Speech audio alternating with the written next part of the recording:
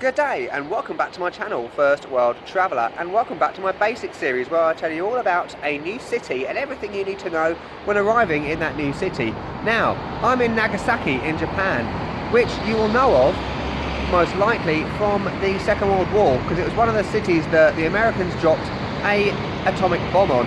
And if you're interested in seeing this, click on the link above, or you can wait till the end of this video and click on the playlist to see my things to do video in Nagasaki. Now, I will be doing a more general Japan basics video at the end of my time in Japan. However, if you've just arrived in Nagasaki and you want to know everything you need to know about Japan and Nagasaki as you arrive, then keep watching. So first up, we're going to have a look at my accommodation. Let's go.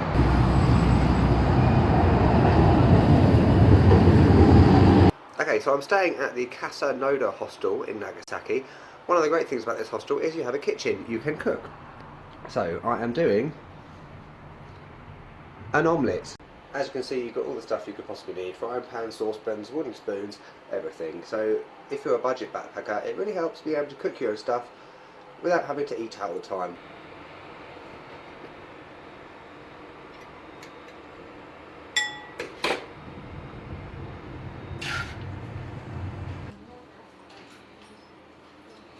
So yes, I'm aware my omelette did turn into a scrambled egg, but never mind. With your own food, put it in the fridge. You've got these little stickers on the fridge to write your name on and checkout date, so you won't get your food chucked out. You've got a nice little common area with lots of seats, plugs, hammocks as well. First place I've ever seen a hammock on this trip. And if you do arrive early, check-in time is 2 PM. You can hang about and leave your baggage like those people have done over there. Now, this hostel does have dorm rooms, a female dorm room and a male dorm room, and also double rooms if you are one of those older people.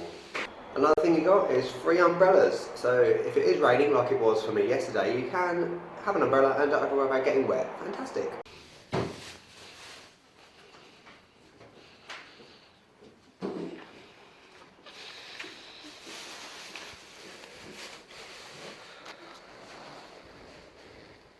Now, a lot of people think, oh, I'm on holiday, I shouldn't have to do my laundry. Well, if you've been travelling for 4 months, you will know you need to do laundry. And many places in this part of Asia has places where you can actually do your laundry, which is brilliant. As you can see, my clothes are hanging behind me. Some are on the floor because I forgot to put pegs on them. So, washing machines are outside. You put 100 yen in the little box thing. Job done. And one last thing in this hostel, we are in Japan, so it is slightly wacky at times. There is a thing in the rooms which basically means you can abseil out of the building in the event of a fire. Brilliant. Okay, so next up is getting around in Nagasaki. Firstly, the airport. The airport is relatively simple, thank God.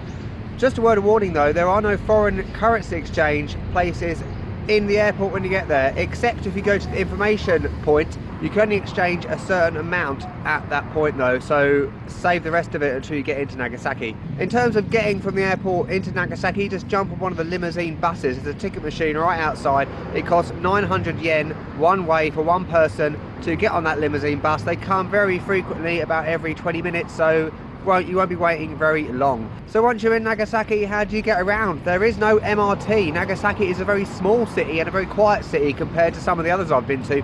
So yeah, no MRT. So how do you get around? There's a number of ways. Let's go and have a look. You can get one of these.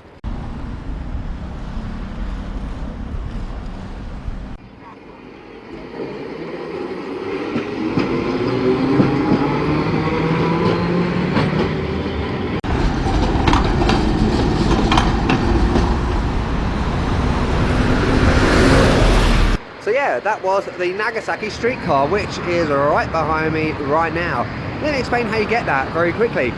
So a trip on the tram or Nagasaki streetcar costs 120 yen, regardless of how far you're going or where you're going. So good value, I'd say. There are 5 lines on the Nagasaki streetcar, so you do have to change lines, etc. if you want to do that. How do you get on the tram? Similar with buses as well. There's two doors on the tram. Once you're on the tram, sit down. You don't have to pay yet. When you get off the tram, that's when you pay. Go up to the driver. There's a little thing next to the driver where you put your money in. You have to put the correct money in, so you have to put in 120 yen in change. So very simple, very good way of getting around Nagasaki. Yeah, and it's brilliant. I love trams. I'm a tram geek, big time.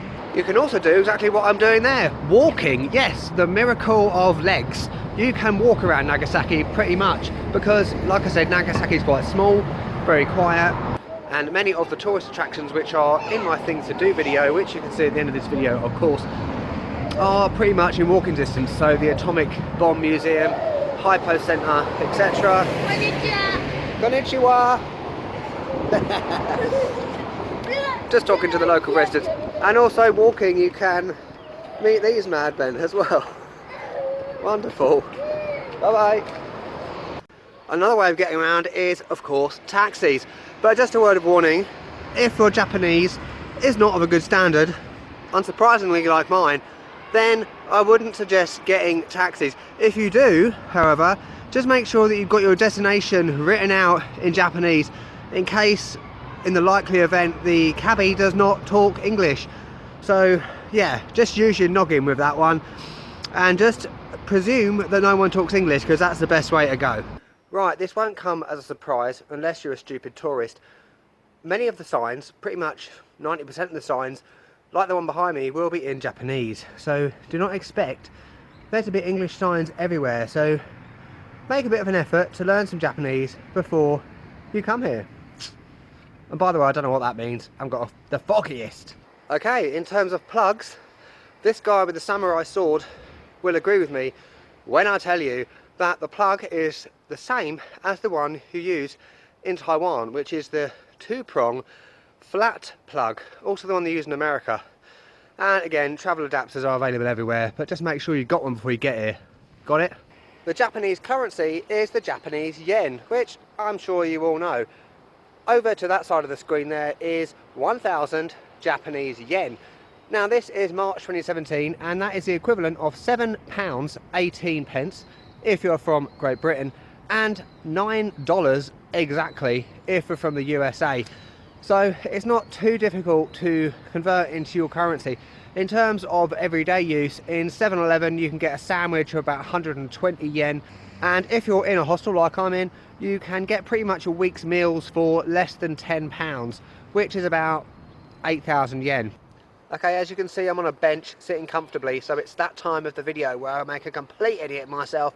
However, I'm going to do it slightly differently this time. Yes, it's time for useful phrases, but I'm only going to do 3 this time, because I'm going to tell you about an app which you can download, which if you want to learn some simple Japanese while you're here, download this app, Learn Japanese, via Google Play or Apple Store. Phrase number 1, everyone knows this one, you don't need to be a genius to know this, it's hello, it's konnichiwa.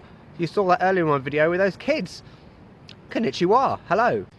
Phrase number 2, if you want to say what's up or how you doing, it is the following. Saiken-do, that is what's up. Okay, if someone asks you how you are when you go into 7-Eleven or something, just say something like this. Totemo genki desu, which is very well. Totemo genki desu. Oh my god. So, in conclusion, Japanese is an extremely difficult language compared to many others, as you can probably tell by my failed attempt at speaking Japanese. Wonderful. But, like I said, download the app, it will help you a lot. Okay, that's your Nagasaki basics done and dusted. If you're looking for some more general Japan basics, then sit tight. There will be a video on my playlist with more general Japan basics details, including the Japan Rail Pass, which I do not have. So, as always, if you've liked this video and found it useful, make sure you leave a like down the bottom and also leave a comment. That's the most important part. I would really appreciate your comments. Thank you very much. And don't forget to press that subscribe button as well. So, also, if you want to look at the things to do video and the rest of my Japan playlist, then click on the playlist. It's coming up any second now. Well, it might already be there. Who knows? So, wonderful. On that note, lovely jubbly. I'll catch you later.